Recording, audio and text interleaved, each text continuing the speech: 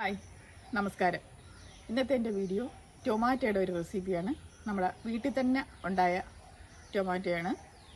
ഇതാ നല്ല അടിപൊളി ടൊമാറ്റോ.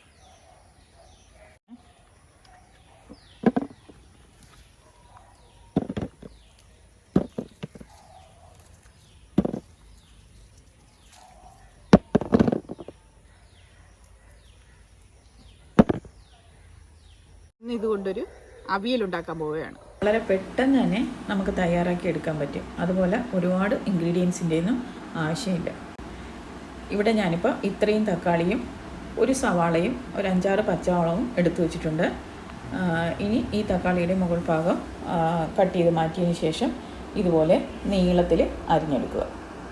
പിന്നെ നമുക്ക് നല്ല പച്ച തക്കാളിയാണെങ്കിലും നല്ല പഴുത്ത തക്കാളിയാണെങ്കിലും അവിയലിന് ഉപയോഗിക്കാവുന്നതാണ്.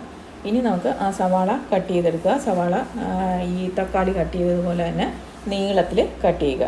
പിന്നെ ആ പച്ചമുളക് 2ആയിട്ട് കട്ട് ചെയ്തിടുക. അപ്പോൾ ദാ ഇതുപോലെ കിട്ടും. ഇനി ഇതെല്ലാം കൂടി ഒരു പാത്രത്തിലേക്കിട്ട് അല്പം വെള്ളം ഒഴിച്ച് മൂടി വെച്ച് വേവിക്കുക. ടൊമാറ്റോയിൽ വെള്ളം ഉള്ളതുകൊണ്ട് വെള്ളം കൂടിപ്പോകാതിരിക്കാൻ ശ്രദ്ധിക്കണം.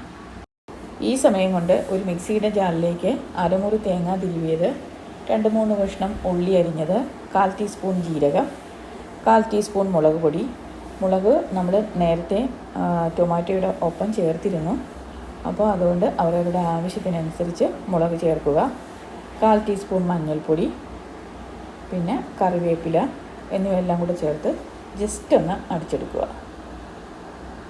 ഈ ടൊമാറ്റോയ്ക്ക് വലിയ വേവിൻ്റെ ഒന്നും ആവശ്യമില്ല. വളരെ പെട്ടെന്ന് തന്നെ നമുക്ക് ഉണ്ടാക്കിയെടുക്കാൻ പറ്റുന്ന ഒന്നാണ്.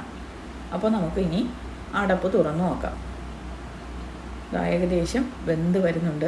ഇനി നമുക്ക് ഉപ്പിട്ടൊന്ന് ഇളക്കി കൊടുക്കാം. ഇനി ഈ വെള്ളമൊക്കെ വറ്റുന്നവരെ 2 മിനിറ്റ് ഒന്ന് വെയിറ്റ് ചെയ്യാം. അപ്പോൾ അതോ വെള്ളമൊക്കെ വറ്റി വെന്ത് റെഡി ആയിട്ടുണ്ട്. ഇനി നമുക്ക് അരപ്പിട്ടൊന്ന് ഇളക്കി കൊടുക്കാം. ഈ അരപ്പ് എല്ലായിടത്തും പിടിക്കത്തക്ക വിധം നന്നായിട്ട് ഇളക്കി കൊടുക്കുക. ഇനി ഈ അരപ്പൊക്കെ ഒന്ന് നന്നായിട്ട് ചൂടായ ശേഷം പച്ച വെളിച്ചെണ്ണ ഒഴിച്ച് ചുറ്റിച്ചെടുക്കാം, അല്ലെങ്കിൽ ഇളക്കിയെടുക്കാം. അപ്പോഴേക്കും നമ്മുടെ ടൊമാറ്റോ അവിയൽ റെഡി. ഇത് വളരെ ഈസി ആയിട്ട് എല്ലാവർക്കും ഉണ്ടാക്കിയെടുക്കാൻ പറ്റും. അതുപോലെ തന്നെ നല്ല ടേസ്റ്റിയുമാണ്. ഇത് പ്രത്യേകിച്ചും വീട്ടിൽ തന്നെ ഉണ്ടായ നല്ല ഫ്രഷ് ടൊമാറ്റോ ആയതുകൊണ്ട് ഒന്നുകൂടി ടേസ്റ്റിയാണ്. അപ്പോൾ എല്ലാവരും വീട്ടിലൊക്കെ ഒരു ചെറിയ അടുക്കളത്തോട്ടമൊക്കെ ഉണ്ടാക്കാൻ ട്രൈ ചെയ്യുക. അപ്പോൾ നമുക്ക് നല്ല ഫ്രഷ് വെജിറ്റബിളൊക്കെ കഴിക്കാൻ പറ്റും. ബൈ.